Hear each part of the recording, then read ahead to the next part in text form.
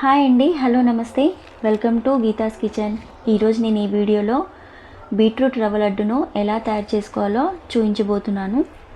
ముందుగా ఒక బీట్రూట్ తీసుకొని జ్యూస్ చేసి దాన్ని పక్కన పెట్టుకోవాలి. ఇప్పుడు ఒక కప్పు బొంబాయి రవ్వను తీసుకోవాలి. అలాగే ఒక కప్పు కొబ్బరిని తీసుకొని ఇలా సన్నగా తురుముకొని పక్కన పెట్టుకోవాలి. ఇప్పుడు 10 నుంచి 15 వరకు జీడిపప్పు అలాగే బ్లాక్బెర్రీస్ని తీసుకోవాలి.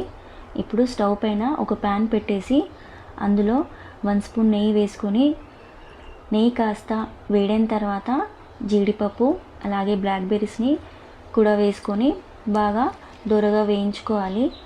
ఈ జీడిపప్పు బ్లాక్బెర్రీస్ ప్లేస్లో మీరు ఏ డ్రై ఫ్రూట్స్నైనా యూస్ చేసుకోవచ్చు. బాదం కానీ కిస్మిస్ కానీ వేయించుకోవచ్చు. ఇప్పుడు ఇవి వేగిన తర్వాత వీటిని ఒక ప్లేట్లో షిఫ్ట్ చేసుకోవాలి.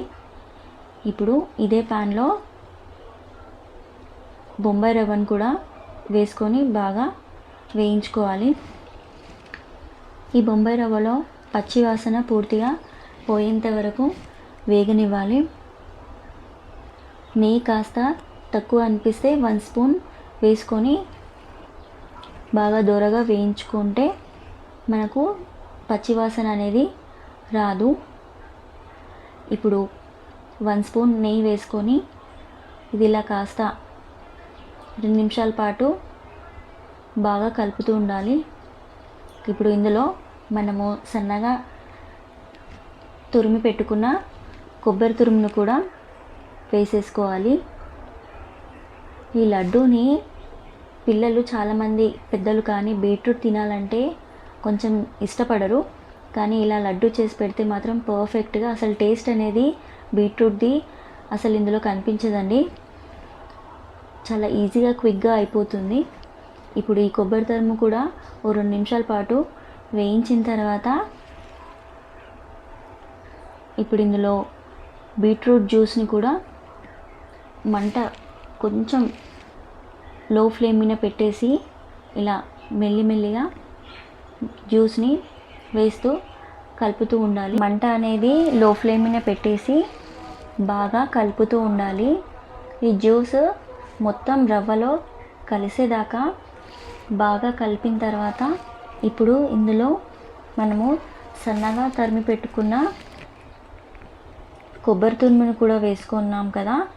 ఇప్పుడు ఇందులో మెత్తగా గ్రైండ్ చేసి పెట్టుకున్న అరకప్పు దాకా పంచదార, అందులోనే 3 యాలకులు వేసి మెత్తగా గ్రైండ్ చేసి పెట్టుకున్న షుగర్ పౌడర్ని కూడా వేసుకొని కలిపేసుకోవాలి.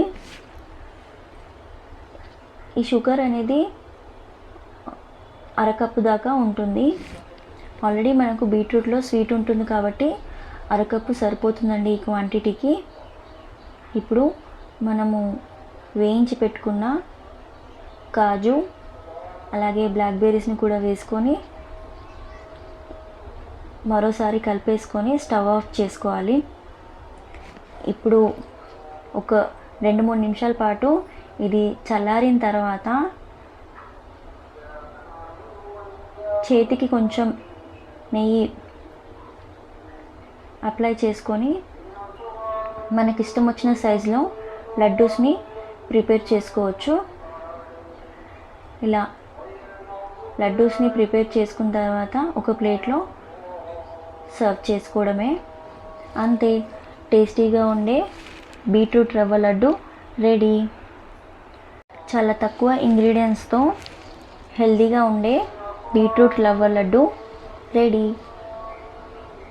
మరి మీరు కూడా ట్రై చేసి మీకు ఎలా వచ్చిందో నా కామెంట్ రూపంలో తప్పకుండా తెలియచేయండి. ఈ వీడియో కనుక మీకు నచ్చినట్టయితే లైక్ చేయండి, షేర్ చేయండి అండ్ సబ్స్క్రైబ్ చేయండి. థ్యాంక్ యూ ఫర్ వాచింగ్ అండి. మరొక వీడియోతో మళ్ళీ కలుద్దాం.